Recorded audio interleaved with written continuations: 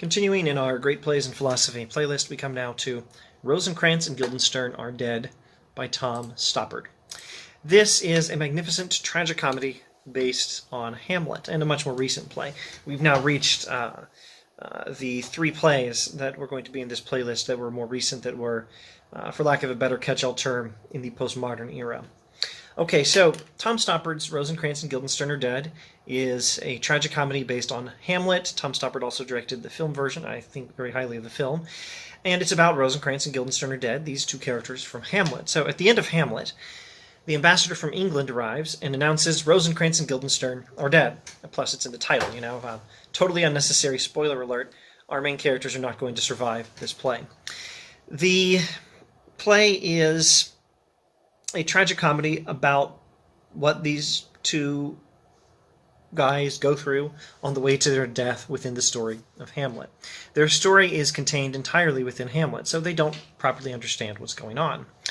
They wander around the edges of events, the edges of places, and they walk around the characters in Hamlet, the more significant characters. They never get a clear depiction of anything outside of Hamlet. And they never understand what's going on within Hamlet because, well, they don't have the view of Hamlet that we have. They don't even have the view of Hamlet that Hamlet has. Hamlet knows a lot about what's going on. He doesn't know everything. We, the readers, know a lot more of what's going on in the story of Hamlet than Hamlet does. We get to see, for example, Claudius when he's speaking to himself. We get to see Claudius saying what Hamlet does not hear him say, words without thoughts never to heaven go, showing that he had not actually repented, that if Hamlet had killed him then, he would have certainly not gone straight to heaven. So we know more than Hamlet. Hamlet knows a lot more than Rosencrantz and Guildenstern. Those poor guys have no idea what's going on. And as characters contained within a story that is itself contained within Hamlet, of course they have no idea of anything outside the world they occupy, which is entirely the world of Hamlet, and they don't have a good view of the world they're in. So they don't get a clear depiction of anything outside that story. The landscape they appear in the beginning of the story has no discernible features. They can't even clearly remember their own lives before the play begins. They have some difficulty knowing which of them is which, and this is a funny joke because the characters seem interchangeable. It doesn't really matter which actor plays Rosencrantz and which actor plays Guildenstern. It won't make any difference to the story. It doesn't matter if you switch up their lines, switch the lines of Rosencrantz for Guildenstern and vice versa. It won't change a thing. The characters are pretty much interchangeable and indistinguishable, and in film versions of Hamlet, and I dare say in any number of play productions, but a good one to check, as I regularly recommend, is the Kenneth Branagh film production of Hamlet. You see the characters mixing them up. So the king is like, is it noble and gentle? I don't remember exactly. I think it's something like that. I'll try that. Noble Guildenstern and gentle Rosencrantz. And the queen's like, noble Rosencrantz and gentle Guildenstern. And we have the king addressing, one of them is Rosencrantz and one of them is Guildenstern, and then the queen corrects him and is like, no, that one's Guildenstern and that one's Rosencrantz. I hope I didn't get my hands mixed up, but it wouldn't make a difference if I did. These characters have some difficulty knowing which of them is which. They're entirely at the mercy of events they do not understand. They follow instructions given them by others for reasons they don't know anything about. They never understand until the very end that they're about to die, which at the time comes as a bit of a relief, I think. They are somewhat aware of their situation, at least at the end, and they're capable of defying it, miserably, pointlessly. I think this qualifies them as having failed from an existentialist perspective. So Nietzsche. I would classify Nietzsche as an existentialist philosopher. The first thing to know about Nietzsche is he's not a nihilist. He says there's no objective fact about the meaning of life, but meaning of life is certainly something that exists. The meaning of life is created by life. Life loves life. We're supposed to affirm life. That's, well, for lack of a better word, our purpose. It's not an objective purpose. It's just what living things do. And a healthy living thing will affirm life, will enjoy life, will revel in life. That's Nietzsche's ethics. It's his perspective on the good life. Nietzsche is not a nihilist. He says there's no pre-existing meaning to life except the living should affirm life and revel in the beauty of existence. And we get to make our own values, which are going to be the values life itself posits through us, as I recall Nietzsche saying in The Twilight of the Idols. So Nietzsche is not a nihilist, but he does say the meaning of life does not come first. It's something that comes in through us, and we're supposed to make our own values in life, which is an expression of life, etc., blah, blah, blah, etc. Nietzsche's not a nihilist. He's probably best thought of as an existentialist. You are supposed to affirm life, and you're supposed to create your own values. And then Sartre, the existentialist, will say in his excellent speech, Existentialism is a humanism. Sartre will explain there is no pre-existing fact about the meaning of life. We get to choose the meaning of life, even invent the meaning of life for ourselves and on an individual basis. So these existentialists will say, Nietzsche, you're supposed to affirm life. Sartre, you're supposed to discover or even create the value, the meaning of your own life. And then Camus. Camus is this other philosopher, maybe not precisely an existentialist, but closely associated with existentialism. And Albert Camus, C-A-M-U-S, Camus tells us life is absurd, but you can joyfully defy the absurdity of life. One must imagine Sisyphus happy. Sisyphus is the perfect literary depiction of life as Camus understands it. Camus explains that Sisyphus, this guy in Greek mythology who was condemned to pointlessly roll a very heavy boulder up a mountain every day, only to watch it roll down the mountain at the end of the day, and then repeat endlessly for all eternity. Camus says this is an illustration of the absurdity of our own lives, and one can defy the absurdity, and the defiance of the absurdity is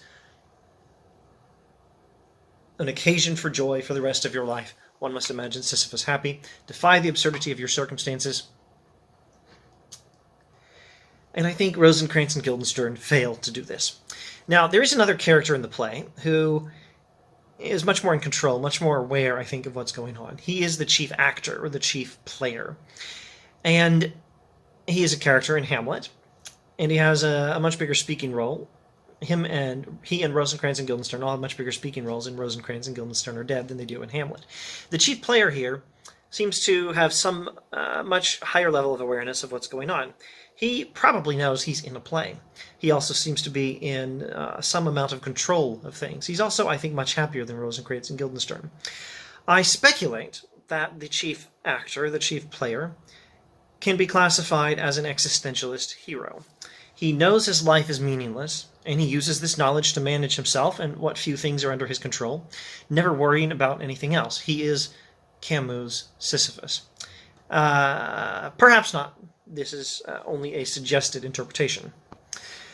Now, a few more comments on the story. And to be perfectly honest, I think these are going to be comments I typed up while I was watching the film in class with my students last semester. You can observe from the beginning of the play the absurdity of the situation of Rosencrantz and Guildenstern. The laws of probability don't work. They keep flipping this coin, and the coin always lands on the same side. There's a clever reference in their dialogue to what people say about probability. People say that if monkeys had enough time playing with keyboards, eventually they would write Hamlet. Now, Rosencrantz and Guildenstern can't quite finish saying this. They don't properly understand that they're in the story of Hamlet. They don't even understand that Hamlet is a story, much less that they are in it. They can barely remember that they were sent for. They were sent for in the story of Hamlet, and they can barely remember it in this play, and that's about all they know about themselves. So imagine if characters in a story became conscious. Not just that, according to the story, they were conscious. According to the story of Hamlet, Hamlet is a conscious character. Within the story, he's alive, he's aware of himself, he's aware of his surroundings, he's conscious. But imagine that a character becomes conscious in real life and not just in his story. In this old film, The Purple Rose of Cairo, the character somehow wakes up, steps off the screen, and enters the real world. How much would a character in a story who becomes conscious, really conscious, not just conscious according to the story, but conscious in real life, but still in the story, what if such a thing happened? How would such a character think? How would such a character experience reality as he or she knows it? How much would this person understand about who he is and what his purpose is? That's the ridiculous situation of Rosencrantz and Guildenstern. It seems that a person in this situation would know what they're doing and would not know the whole story or understand their own role in it. And that is Rosencrantz and Guildenstern's situation in this play. The interesting question, of course, is whether this is an accurate portrayal of our own lives. And that's the philosophical issue that this play presents us with. More on the philosophy shortly. But let's comment on the question as it presents itself. So, if a character in a story becomes conscious, but remains in the story, that person won't really understand much about what's going on. Is this like our situation in real life?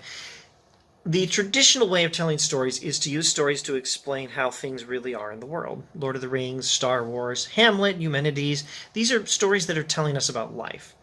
There's some accurate portrayal, and maybe straightforward portrayal about some aspects of real life, and maybe other aspects are represented metaphorically in a play.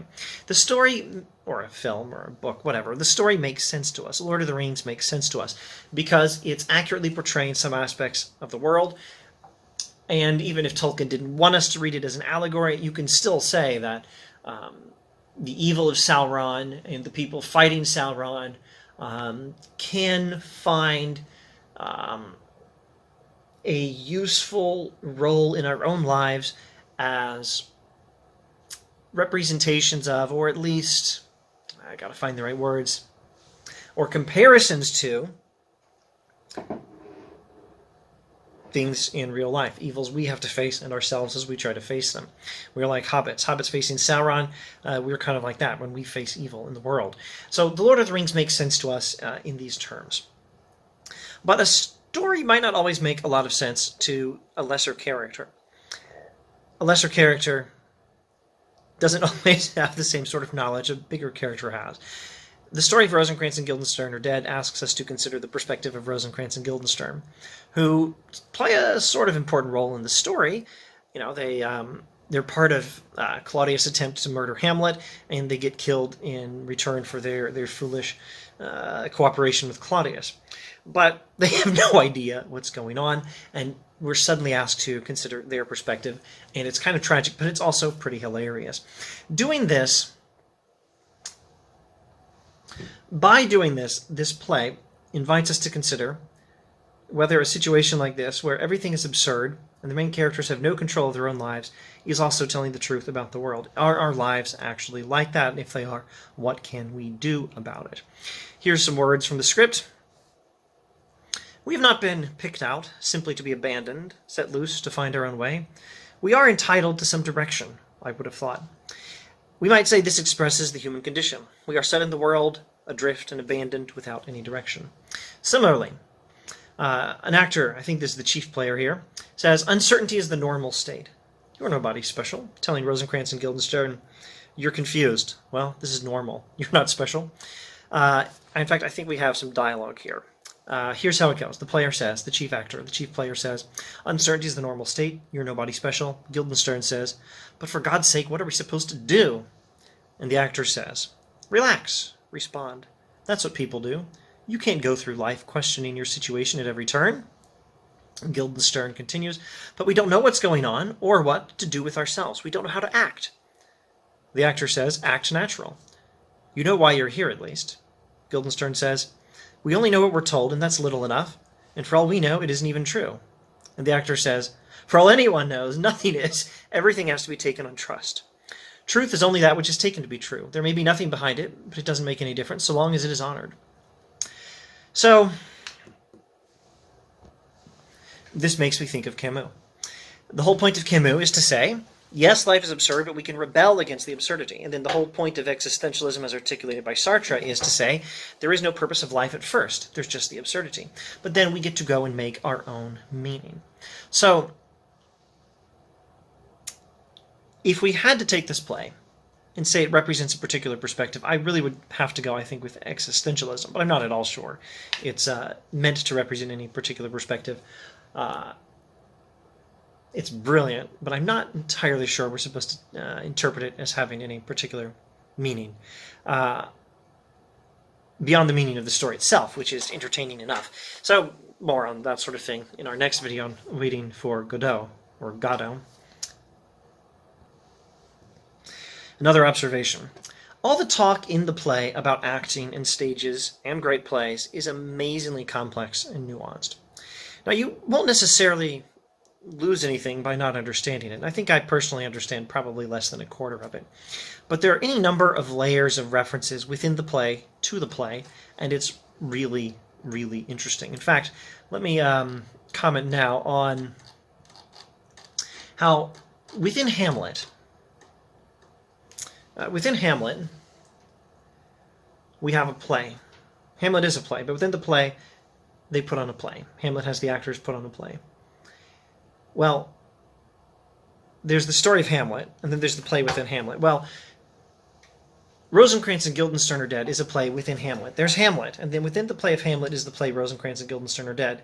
And within that play, the characters put on the play that's within Hamlet. So that play is a play within a play within a play.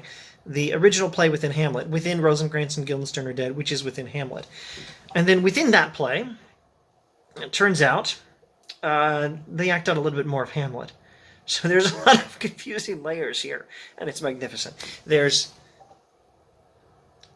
a play version of Hamlet where they play the play from Hamlet within Rosencrantz and Guildenstern are Dead, within Hamlet. I think I may have skipped a step by accident there. It's really complex, and it's awesome, and it's confusing, and it's sort of like Inception, except you might find you can go more layers down than they did in Inception. All right, so let's talk about the dialogue. The dialogue in the play is very amusing. I find it quite enjoyable. There's these passages where they're not entirely clear on which one is Rosencrantz and which one is Guildenstern, because why would they need to know it? They only know what they need to know to make the story work, because that's who they are.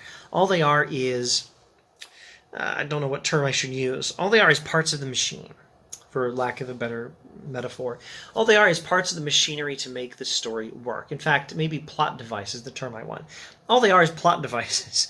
These are plot devices who achieved consciousness not in real life, but within their story. This stuff gets so confusing metaphysically. These are plot devices who achieved consciousness and have to wonder what they're doing. Their only real purpose is to serve as plot devices, but they crave some understanding of what's going on, and they crave some purpose they can actually work towards, and some purpose they can understand, some purpose that makes sense to them, some justification for their existence. And they don't get any of it, because all they are is plot devices, and they don't need to know anything beyond what is necessary for them to serve their role as plot devices. And so they aren't happy about it, but they never succeed at defying this absurdity in the way an existentialist hero like Sisyphus and Camus should do. At least that's my working understanding of it. Anyway, I'll skip a few observations here. So let's get back to these plays within plays. Rosencrantz and Guildenstern watch as the actors do scenes from Hamlet. The actors doing the role of Rosencrantz and Guildenstern are killed on stage at the end.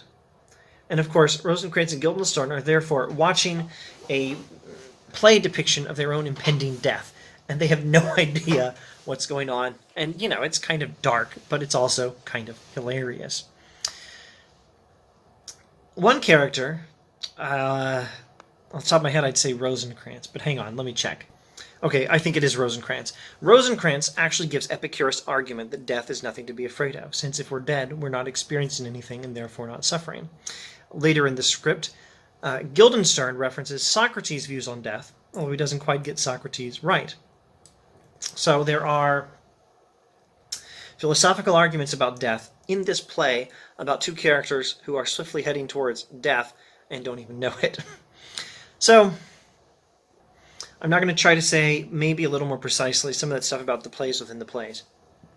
There is the play Hamlet. Then there's Rosencrantz and Guildenstern, which is contained within Hamlet.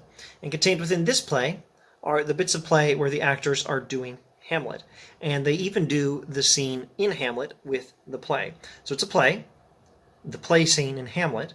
Within a play, the actors doing the scenes from Hamlet. Within a play, Rosencrantz and Guildenstern are Dead. Within a play, Hamlet. And it's awesome. Now, the chief actor at one point says, "We follow directions. There is no choice involved. The bad and unhappily, the good unluckily. That is what tragedy means." Now, this is an amazing line. It captures pretty well what Aristotle says about tragedy. In Aristotle, the bad don't end happily. They end unhappily.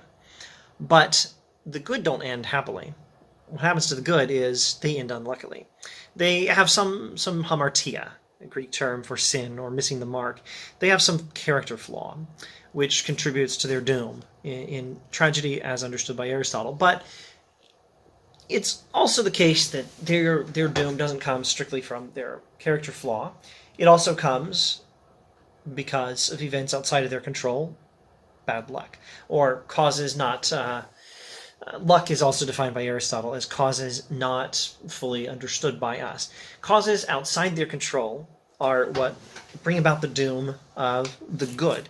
And the tragic hero in Aristotelian tragedy, the tragic hero in tragic stories as Aristotle understands them, is a good person. He's better than the rest of us. In comedy, we look at people who are less good than we are. In tragedy, we look at people who are better than they are, and we experience their doom brought about in large part by circumstances outside their control. So, the bad and unhappily, the good unluckily. That's what tragedy means. Here, the chief actor captures Aristotle's remarks on tragedy pretty well. But it's also a play on the line from The Importance of Being Earnest by Oscar Wilde, where Miss Prism says, "The good ended happily, and the bad unhappily. That is what fiction means." And she's playing with Plato. So, Oscar Wilde anyway is playing with Plato. Miss Prism, I suppose, is quite serious about it. Oscar Wilde, though, is playing with Plato. He has a character describe how fiction should work according to Socrates in Plato's Republic. The good ended happily, and the bad unhappily. And that is what fiction means. That's how fiction is supposed to be done in Plato's Republic. So, playing with this line, where Oscar Wilde is playing with Plato, Tom Stoppard has the chief actor play with Oscar Wilde's Miss Prism and with Aristotle by saying, the bad end unhappily, the good unluckily. That is what tragedy means. All right. So, I suppose now is a good time to mention that Rosencrantz and Guildenstern end unluckily. Does that make them good? Not really. And also, they end unhappily. And also, it's kind of tragic. And also, it's kind of hilarious. So, I can't call them tragic heroes. But I can say this really is a great tragic comedy. Now, my remarks so far in this video have been not all that well organized. Let's see if we can move this forward a bit more swiftly, maybe more orderly. Rosencrantz and Guildenstern never get to England in this play. In the story of Hamlet, we know that they get to England and they die there, but we never see them in England in Hamlet.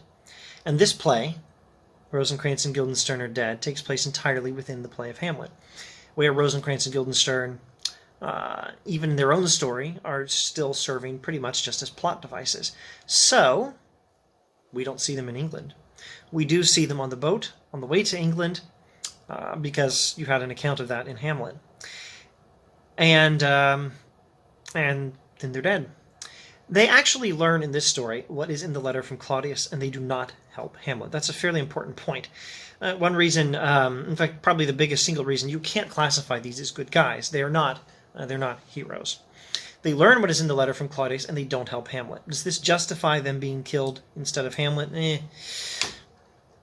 Maybe. At any rate, it's a more clear justification or a stronger justification for Hamlet's actions than we get from the script of Hamlet all by itself. Anyway, they find out they don't help Hamlet. Hamlet still switches the letters when they're not looking or when they're asleep, and they die. I think their action, though, perhaps more interestingly, thinking through philosophy, their action here, or their choice to not help Hamlet once they find out what's in the letter, once they find out they're carrying the letter that asks the King of England to murder Hamlet, their decision to not help Hamlet shows that they're not living like some of our philosophers would advise us to. Kant, for example. Kant would tell them to treat Hamlet as an end in himself and therefore help him, right? And Augustine would say, love your neighbor, therefore help Hamlet, right? Don't cooperate with him being murdered by Claudius with the help of England.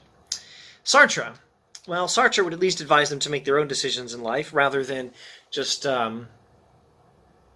continue to allow other people to push them around. Make their own decisions, and don't let your decision always be go along with what other people are pushing you around to do. So I don't think these guys can be classified as heroes morally, or in terms of any of the interesting philosophers I want to bring in to evaluate their actions within this play. So the play ends with Horatio's speech from the end of Hamlet. The movie ends with the actors packing up everything in their wagon, perhaps even packing up the very play we're watching, the film we're watching, and returning through the same wilderness that Rosencrantz and Guildenstern were in at the beginning, as if they were in control of everything the whole time. This probably symbolizes something. On the other hand, maybe it doesn't mean anything. That's enough commentary on all this stuff happening in the play. Let's talk about some of the philosophical perspectives on these issues. So first, I keep talking about existentialism.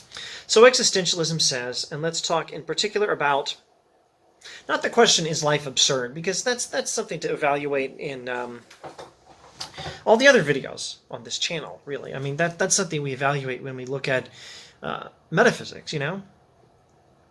What is reality? You know, is there a God? What sort of good evidence do we have for the existence of God? And is there an immortal soul? Is all matter? What is the nature of the human being? Is there such a thing as Aristotelian proper function? Does moral law, as Kant explains it, make sense? All of these metaphysical questions and moral questions, all of these are questions about whether life really is absurd. I don't think here is the place to ask them. I'm a Christian myself, you know. I don't think life is absurd. I'll profess the Nicene Creed if you want me to tell you the meaning of life or something like that. But let's look at this question. How do we think of life in terms of a story? And we kept referencing existentialism, so let's go there first. Existentialism thinks there's no pre-existing truth about the purpose of life. We do get to make up our own meaning for life, however.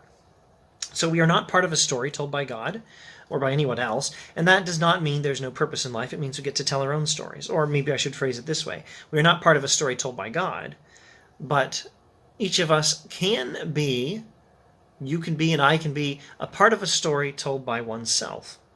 We get to tell our own stories. But then there's a somewhat different perspective. For example, Augustine will say God exists. Each soul has value. Each soul can know God. We are part of a story told by God. Each of us can even know the author of that story. Kant, Enlightenment philosopher, will tell us, the point of life is to obey moral law. Each of us can and must obey moral law.